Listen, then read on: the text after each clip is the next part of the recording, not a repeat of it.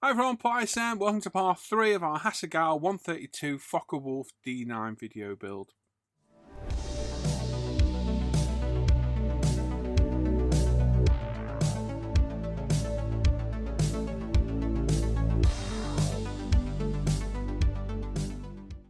So picking up where we left off last time, we're going to continue with the camera work. We've got some mottling to do down the sides. We're then going to add some weathering effects to the paintwork, which takes a long time. I've tried to show it in here as much as possible without going too long, but I also wanted to show you the technique that I use.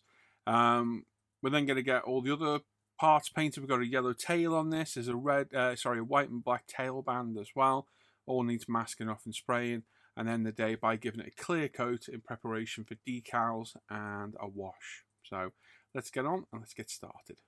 Right, so we pick up where we left off last time, and today we're going to start with some mottling. So what we need to do, using our light and dark green, is put a random mottling effect on the side of the fuselage. Now, trying to do these random is difficult, because no matter how random you try and do it, you always start doing like a set pattern. So my advice is do one little section, squiggle the airbrush, move on to another bit, and then maybe come back and make that section a little bit more pronounced if you need. But literally try and be as random as possible. So we're going to put the light green down first, the RLMET2, in just a random pattern on both sides, and then we can come in with the darker green and intermix in between the lighter.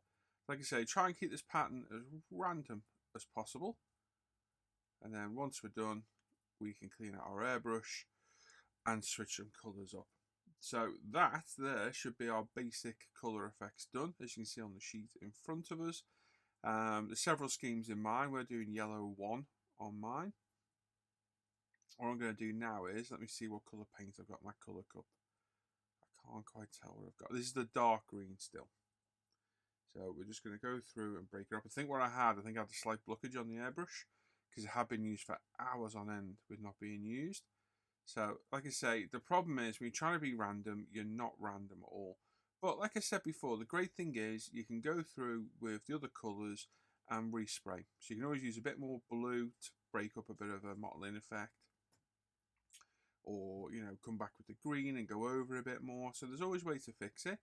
But just try and be as random as possible. Now, there are mask sets out there. I do own one. It's the mottling PE mask set, which you lay over and spray through. But I didn't want to use it. I wanted to do it freehand, and I enjoy doing this. This is quite a skill to do. I watch a HPC Plus at about 10 psi. We've thinned the base colours a little bit more. They're all 82 and 83, a little bit more Musabi level and thinner. And that way it gives us a little bit more control. Now we need to lighten the colours. So there's our base mix of colour. Like I said, save it in a medicine cup with a lid on. I'm going to put a little tiny bit in a colour cup. Now, I don't have any Mr. Colour white, but I do have Tamiya LP white, and they do mix. I've done this before. I'm going to add a few drops in here and mix it together and make a lighter tone of the base colour. Now, I always found it needs to be quite a pronounced lighter tone, so just keep going. Thin it a little bit more again as well, a little bit more level and thinner. What we're going to do now is go through all the centre of all the panels and kind of like the mottling effect we did on the side. We're just going to add random little bits of lightened areas. You can see it going down there until we get a full panel that's mottled, faded. Now, it's going to look odd until we've done our end effect, because we'll come back at the end and blend it all together with our base colour again. But what we're trying to do here is add worn effects to the paint. So this is what I was saying earlier in the last video. You can do this beforehand using mottling under the paint or pre-shading, and then trying to get thinner coats of paint over the top so it shows through. For me, this is the easy way of doing it. You see that full wing on the right hand side. Now all the light green is mottled. So we've faded all the centre of the panels, added a mottling effect to it as well in a random pattern. And we'll do that all over the green on the aircraft. So we'll just go around everywhere. On the ailerons, where there's like the fabric pattern or the pattern of the aileron itself, we'll put some lines in between the centre. Now this is, again, it takes a great lot of control. I do have a needle stop on the back of this airbrush. I'm not using it. This is all finger control, which again, you'll only get good at by doing. You are going to make mistakes. You are going to put a little bit too much paint down. And this is where a higher end airbrush comes into its own. Now, I'm not dissing lower end airbrushes, things like the Ultra, the Neo, moving on up to the Apex. They are more than capable of doing this, but not with the ease of a precision instrument like this HPC Plus.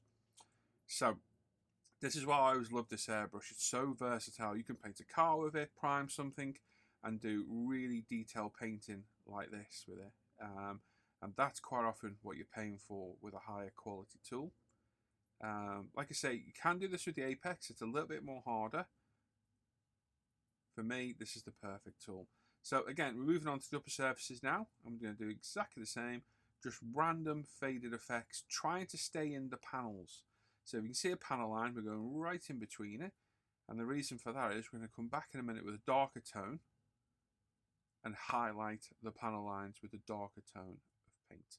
So this is a few hours work. This probably took me a good day to fully paint this thing from start to finish. Took me a day easily, several hours of work, and it's more than likely the bulk of these two videos. Now what I've done there is I've marked it RLM82L for light, and now we've got the RLM83, the darker green, and we're going to lighten that up as well and do exactly the same to the darker green areas of the camouflage.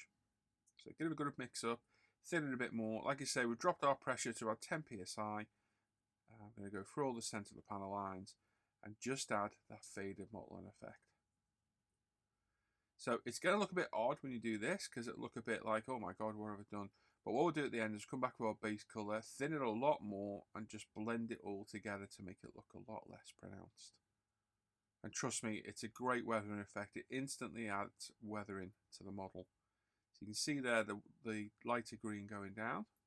I'm just adding little speckles of paint, little squiggles, in a completely random pattern. Like I say, the more you do, the better you'll get at doing this. And I always find this quite enjoyable. Painting for me is always an enjoyable part of modelling. So I'm more than happy to sit here for a few hours doing this. The only really boring bit is doing underneath. Because it's such a large area of blue, it's very monotonous. So we treat every panel the same. As you can see, I'm just doing lines in the elevators at the back, in their ribbed sections. And you can do this as little or as much as you want. If you don't want to do this, you don't have to. But for me, it's one of those essential weathering effects. I think it adds such a nice bit of depth to the model. I think it's well worth doing. But like I said, there is several techniques for doing this. You can model before, doing all this freehand with different tones of black and white over the white primer, black primer, sorry.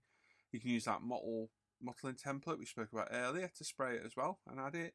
But then you're reliant on putting your top coat of paint on a lot thinner, and that's difficult to do when laying the camo pattern down. So I always prefer the post shading afterwards. Obviously, as you model, you'll pick up your favourite way of doing things, and you'll figure out which way you actually want to do it. So like I say, a few hours work, you are going to be sat here for a while, so get comfortable doing it. Once we've done the lighter tone, we're then going to drop a little bit of black in. Again, we're using Tamiya LP black on this. Add a few drops of black, mix it up to get a darker tone of the dark green. Thin it a touch more. Like I say, the thinning it is essential, as is the dropping of the pressure, so you can really get in there. And now we're going to follow all those panel lines on the darker green. Are we on the darker green? Is it the lighter green? No, we're on the lighter green, sorry. RLM82 we've darkened up. What we're going to do is we're going to go all over those panel lines in any access areas or anything where there's a panel line or a gap. And we're just going to darken it. Only lightly. We're not trying to make it a patchwork quilt. But you can see there, I'm just going all around those edges and panel lines. And just highlighting to accentuate them a little bit. Now this is a real skill with the airbrush. You need to be confident with this. Once we're done, we're going to go through the center part again and break up the mottled effect with some darker tones.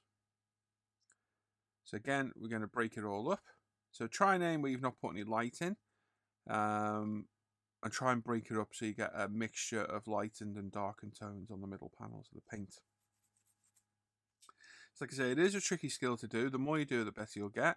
It does take quite a while to do. It does take great airbrush control. You may find you need to clean the tip of the airbrush every now and then. Lacquer paints are very forgiving, to be fair. And like I say, you can do this as little or as much as you want. And don't be worried if you think you've done it a bit too much. You can fix it. It's all fixable with going back to the paint, which is why I say save each colour you mix. I ended up with about 7 bottles of different coloured paints on this. I think I had 3 of the greens. It must have been more, actually. It must have been about 9 or 10. I had 3 of each colour and the base colours. So, no, 3 of each colour. I had the original colour and a lighter and darker tone of each one. So I ended up with 9 different pots of paint in the end. But make sure you keep each one. If they've been mixed with lighter or darker tones, they can't go back in the original bottle anyway. And you never know where you need to just slightly retouch somewhere or blend it in to make it a little bit better. But you can see there the effect we've got on that wing now as well. So the panel lines are accentuated a bit more. The centre of the panels have got a nice mottling weathered effect in there. Now I did opt to cut this down. It is going to be quite a lot of this video, but I thought I'll show it in full. You can always skip forward if you want, because it is going to be the same process all over the fuselage. But it's just interesting to see the way it shows the paint to look a lot more weathered just by this simple effect. And bear in mind, we're not even going to wash on this yet. Nothing. And that paint dries so quick as well. Like I say, you can add or change as little or as much as you want. It's all in your eye, this. It's all in the eyes of the builder on how you see this being built. And for me, like I said, I wanted lightly weathered, so I knew not to go too mad with the paint effects, because I wasn't going to overly weather it with other techniques. Like I say, we've still got loads to do this. We've still got a clear coat to add. That will lose a little bit of the transparency of the paint. So I always find you need to overdo it in the first place anyway. We've got a transparent oil filter to put on, so that will fade back some of the paint a little bit as well, and a satin clear coat to go on as well. So I always find overdoing it at this stage. At the end, it'll look a lot less pronounced than it does now. But you can see what I'm doing, just going in between all the colours with the darker tone. And I was actually running Joe through live on this. I think we might have actually live on YouTube as well at the time, just to show Joe what I was doing and the reason for doing it. And you just see how it gives the plane a bit of depth. I haven't even done it all yet, and it just adds a nice bit of depth to the model already.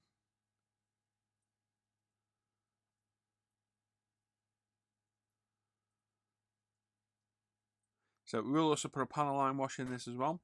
We'll use some Tamiya dark brown, same one we used on the interior. We'll go around and pin wash all the panel lines, and that will then pop as well. So that's another level of weathering too. And like I said, I've got a Winsor & Newton transparent white oil that will act as a filter all over the fuselage. So I'll show that a little bit later on. And we are going to clear coat this today as well. Don't normally clear coat my aircraft, but as I was building step by step with Joe, and I knew Joe was using the kit instructions, and I eventually did as well use some of them, I thought it was beneficial to apply a clear coat. We all know decals like to go on smoother surfaces better than matte. To be fair, my paintwork was spot on. I could have quite easily got the decals on here, but I opted to put a clear coat down anyway, just to protect everything and make sure I was working on par with Joe.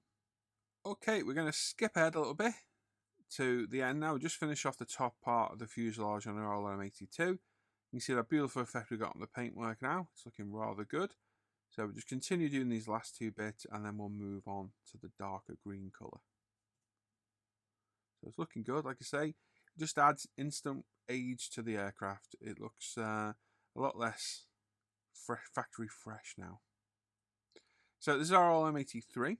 We're going to darken this with some LP black from Tamiya. I think it's LP3 I use, matte black.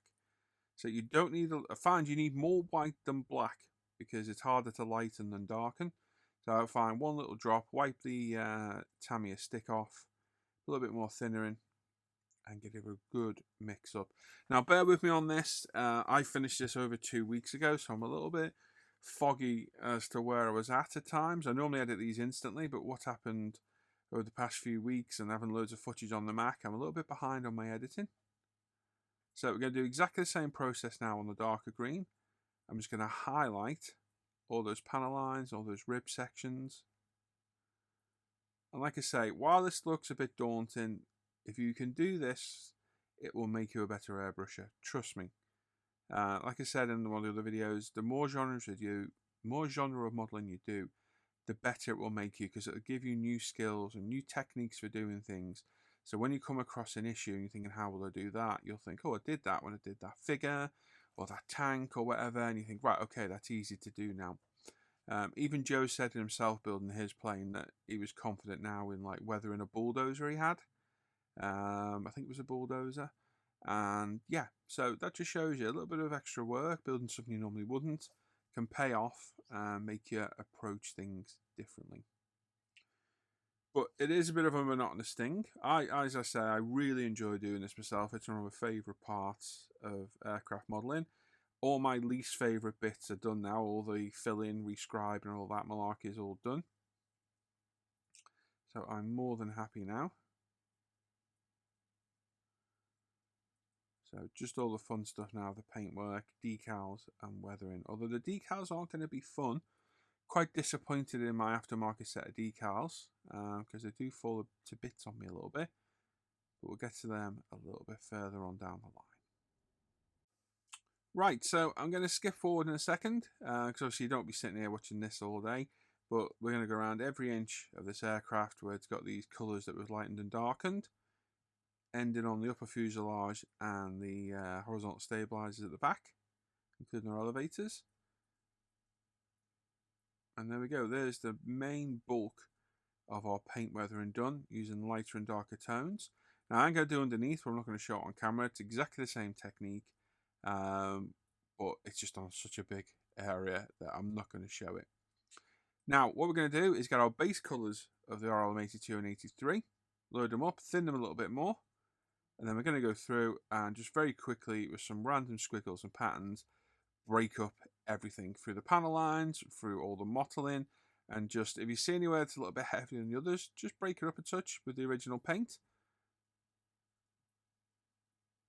Best thing to do, 100%. I will recommend putting your colour cup lid on so you don't spill any paint on your wing. But anywhere it just looks a little bit too over the top, go through the original colour and break it up. Same with the original RLM83, the darker green as well. Put some in our colour cup, thin a little bit more, and again go through and break it all up. And like I say, it will just get rid of that any areas that might catch your eye. Think, oh, it's a little bit too dark, a little bit too light.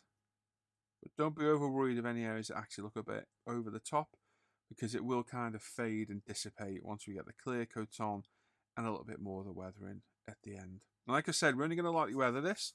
You can go a whole lot further on these aircraft and absolutely batter them. But I just wanted to get something quick and easy to get it off the bench. And there we go. We're breaking it up. Makes it look a bit more uniform, a little less in your face. I think it does add a bit of difference. Like I say, don't be afraid to go through those panel lines a little bit as well and break those up a touch too. But I tend to concentrate on the panel centers more than anywhere. And there we go. With the upper surfaces left, that's about it. Like I said, we've got the whole underneath of the aircraft to do. I'm just going to show a little bit of it very, very quickly because there's a huge amount of real estate to do underneath. Doing the sides is a bit more difficult because obviously we've got the mottling already on there, but we will still go in between everywhere else. But you can see the amount of blue we need to mottle under here. And don't forget, underneath wouldn't be as sun bleached because obviously it's not in the sun. But you can see there we've got the lighter and darker tones. We've highlighted the panel lines as well. And we're just fading everything back together now. And we're out of focus, but we're going to do the drop tank as well and the landing gear door bays as well. Sorry, the landing gear doors at the same time. And there we go. Right, with all the weathering done, we need to add our other colours now. So there's a black and white tailband, which we're going to mask off with Tamiya tape. We've got yellow rudder and a yellow under-engine cowl as well. So I'm looking at my references on the call-outs on the decals where we need to put the stripe. And it lines up almost exactly with one of the panel lines on the back, which is good because we can follow that with the tape then. So there we go, we can get that in place. Don't worry, the landing bays and the flap inner colour will be sprayed later on. Just trying to get our weathering done. We've got nice clean paintwork. It's not too overly done. Nicely mottled. Very happy with the paintwork, how that's turned out. So a little bit tedious masking, but it's worth doing. And again, you know, the time you take here, the better result you have at the end. Same for the front as well. Just follow the point. I think there's another panel line we follow. So because we're painting in camouflage, we're going to have to cover in white, black and yellow. I'm going to very quickly spray these areas white before we commit to putting the colours down. That way we get a uniform colour. And we don't get any bleed through a green, through the white, or the yellow going a funny colour.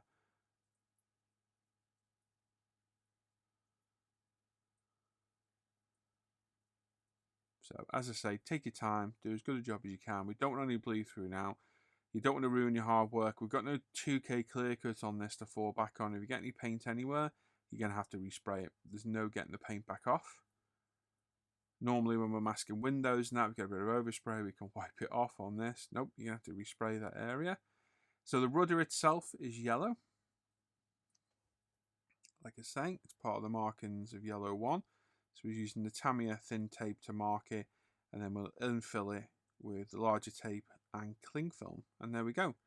All masked up and ready for some paint. So, like I said, because we've got yellow, black and white to go down, I'm just going to paint in white first off. We're going to use the Tamiya LP, it'll be LP4, I think it is, flat white. And just put a very, very light coat of paint down. Doesn't need a lot at all. And it'll just give us our base colour for the yellow, which is going down now as well.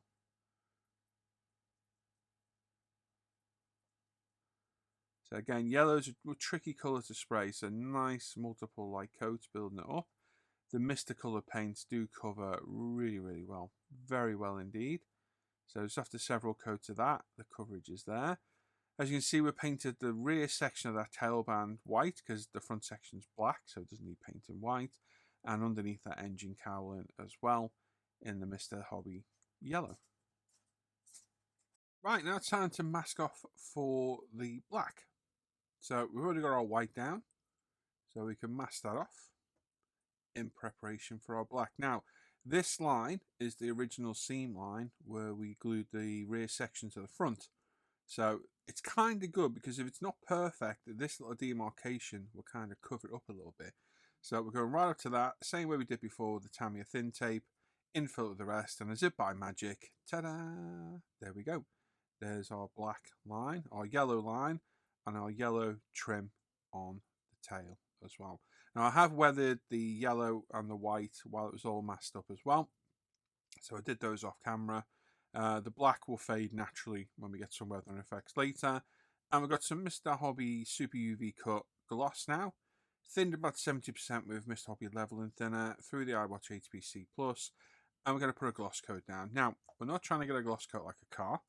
We're getting what is called basically like a utility gloss coat. So it's a gloss coat for weathering and decaling. So it needs to be glossy. It doesn't need to be super glossy. So you'll see I'm not hosing it on soaking wet. I'm just going to put a light coat down to get a sheen first off like that. And we'll get that all around the fuselage. So putting the gloss coat down will allow our washers to capillary reaction easier and wipe off easier. Don't forget these paints are a little bit more matte than car paints. It also allows us to position our decals properly without hindrance and get any silver out from behind as well. But to be honest, probably 90% of the aircraft I've ever built, I've not gloss coat before decaling or washing. But I just did it this time because I knew Joe was going to do it. And that way we were both on the same level playing field and doing the same things together. So like I say, you don't want a super high sheen gloss. So we're not hosing it on to get a beautiful deep luster. This is still wet, so it looks even glossier than it actually is. Once it's dry, you'll see what I mean. It just gives us a nice light sheen to work off. Mr. Hobby glosses are very, very good. Very reliable as well. I know a lot of people like to use Pledge. I would avoid using Pledge like the plague, especially for weathering, because I've had other products reactivate it in the past and nearly ruin all my hard work.